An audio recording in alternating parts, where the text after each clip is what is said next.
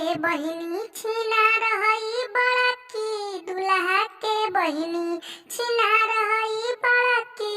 इनके नियन कौनो बाड़ी न लड़की, दुल्हा के बहिनी छिना रहई बड़की, दुल्हा के बहिनी।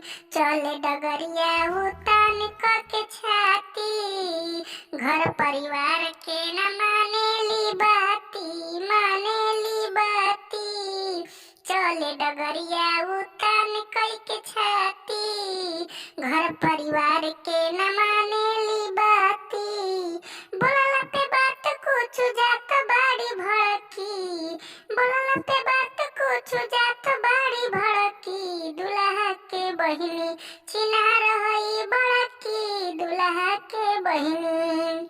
गौवा जवार में बाबा बुनी के चरचा, ट्रेंडिंग में चला तारी ढेर बावे खर्चा।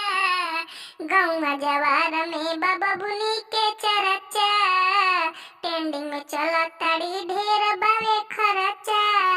बाजन मारेली आइटम पतर की, बाजन मारेली आइटम संवर की।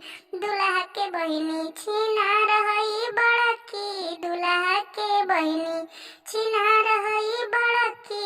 इनके नियन कौनो बाड़ी न लड़की, दुल्हा के बहिनी